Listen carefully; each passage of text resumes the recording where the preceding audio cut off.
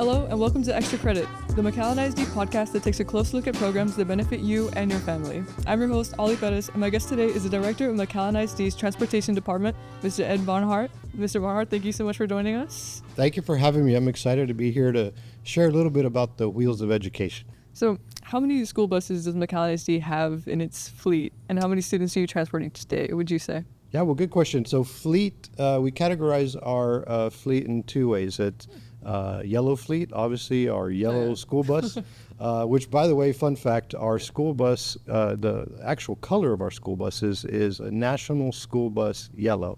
That's the official school bus color of every school bus in the nation. So we have our yellow fleet, which is primarily our school buses. We have roughly around 80 school buses. Then we also have white fleet, what we call white fleet, which are non-yellow school buses. Could be activity buses, could be vans, could be passenger vehicles like Suburbans, our service trucks, and we have around 10 or 15 of those. So in total, we have a fleet at transportation of around 100. Additionally, we service the entire school district's fleet, which is closer to around 350 if you look at the combined fleet. So, like the white ones, what's the difference of use? Sure, yeah, great question. I mean, it's a huge operation. Oh, yeah. So there's guidelines, there's laws on what you can do with white fleet, meaning a non-school bus. Yeah. So for school to home, which are our routes, or home to school, it must be on a yellow bus or a passenger car for specific circumstances. Reason behind that is safety.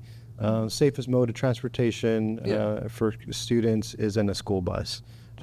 Couple reasons. One, obviously their color, right? Yellow, they stand out, the size. So a lot of safety features that go into the school bus. White fleet can be used for other activities such as field trips, shuttling students from campus to campus. A lot of times our white fleet is used for out-of-town trips for smaller events. If they're going to go to a robotics out of town, and you can rent a Suburban and go in a Suburban. That's just one of our options. That's it. Fun fact, apparently, supposedly, I learned this fact many years ago, but yellow is like the fastest color the human brain processes, which is why it's kind of like a very big safety color. Yes, definitely. Yeah. So I know people are familiar with morning and afternoon drop-offs, but you supposedly have a lot of in-between going on. Could you tell us a little bit about that? Sure, definitely. We run 63 routes every morning and then 63 in the afternoon. Those are our standard routes where we're taking students to and from school and home.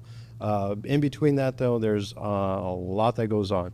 We're shuttling students to a lot of their career events.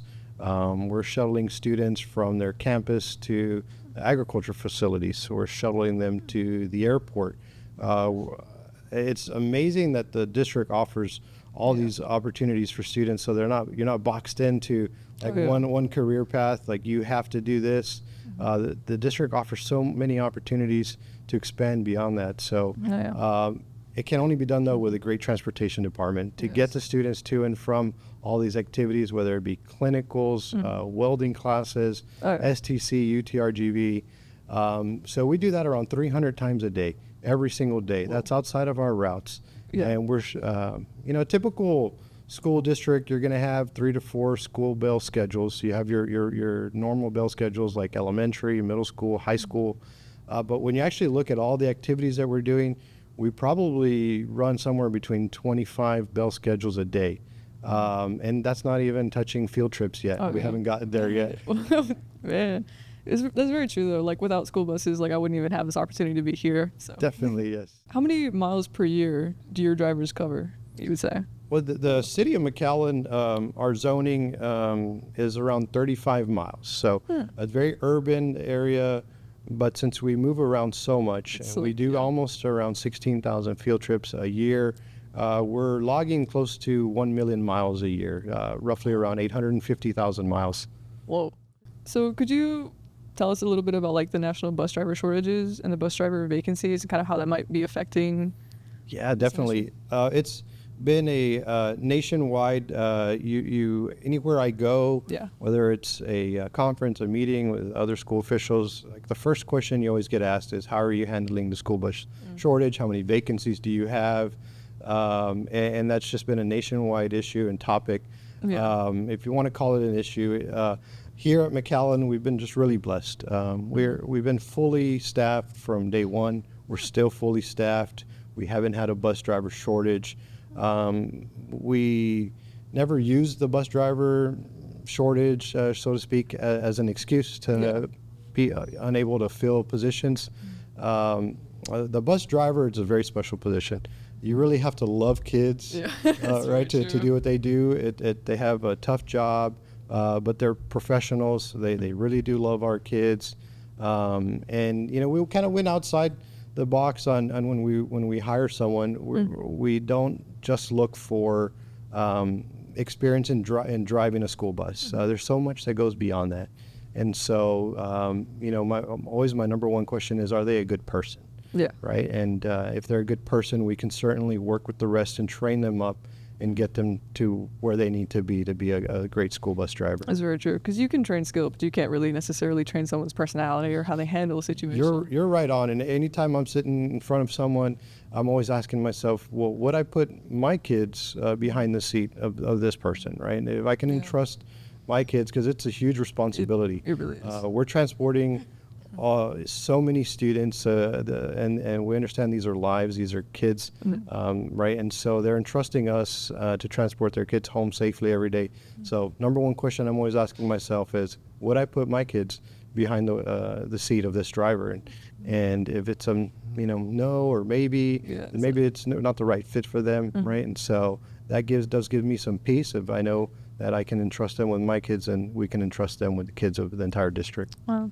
I will say, like, when you have, like, a good bus driver that you can, like, connect with, because I have one who, like, he likes to, like, say hi to, like, every kid, like, as they walk on and stuff like that, like, goodbye. Like, it kind of sticks with you, because you kind of, like, okay, like, you see me as a person, like, it's not just, like, Correct. Yes, that's an awesome relationship. And they have, a lot of our bus drivers have those relationships where they start at the elementary level, and they may see them graduate. And so it's an awesome thing to see. That's really sweet. I like when, like, you can kind of tell their personality, because I know some of them, they have, like, their buses, like, decorated, which I think is, like, really cool, especially, like, during the holidays when they go, like, all decked out. Like, that's really awesome. Yes, definitely. Just saying that type of stuff. Could you tell us a little bit about the safety trainings your drivers undergo? Yeah, I think you can never have too much training. You can never underscore the importance of training. Just recently, we had 3 of our bus driver trainers certified to be certified bus driver instructors. They took on a 40-hour course that was administered by the Texas A&M Engineering Extension Program. Really hands-on. It included hands-on classroom experience so that they can take that information and bring it back and just make our fleets even stronger, our staff. They did some really neat stuff. They actually go on like a closed course. They get the bus up to 40, 50 miles an hour, and then they have to go through like evacuation procedures. They shut the bus off in motion, so you lose power steering, you lose control, and then so they have to be able to navigate all of these different obstacles. So we're constantly looking at ways to improve training. Every summer we gear up and we do refreshers on different trainings, and we make sure that they're put in a position to be successful. That's really cool. I didn't know about that, like, at all, because that's actually, I've always wondered about that, like, when necessary, like, what training do you have to technically undergo to get this sort of position? Certainly. All of our school bus drivers are commercially certified drivers. So they must have a CDL. It must include a school bus endorsement, a passenger endorsement. I don't think there's a driver that's more scrutinized than a school bus driver. So props to all school bus drivers anywhere. They undergo yearly drug tests. They undergo breath and alcohol tests. They undergo randomized drug tests. So they're constantly having to go through Region 1 updates, certifications for driving. So what about like the safety features on your buses? Can you tell us a little bit about that? Because I know the stop signs are a really big one. Yeah, great question. The safety, the bus is designed for safety in mind. Yeah. And so you look at the size of the school bus. It's most of the time it's the largest vehicle on the roadway. Oh yeah. The color that we mentioned earlier, yellow, it stands out. Some neat features about a bus that you don't really see is that there's beams, black beams that run across the sides of buses. Those are all for structural support, so the structural integrity of a bus is very high. Yeah. The bus itself sits higher on the road than most cars, right? So should there ever be any type of impact, most of the time impact with or a collision is usually below the seating level of a student. Seats are designed with like protection in mind. So there, you've got your cushioning, the padding in front and rear. So it's kind of like what they call like compartmentalization. So in any type of collision, you're protected by that secured space that you're in.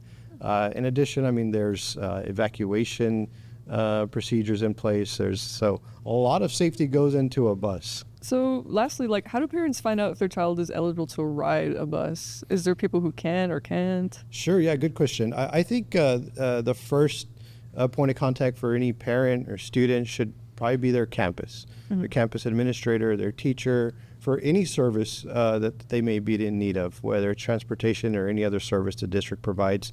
Their school would be able to guide them. And for more detailed specifications, depending on where they live, their address, the type of services they may need. We offer services that include buses equipped with wheelchair lifts, and so many other services beyond just the regular school bus.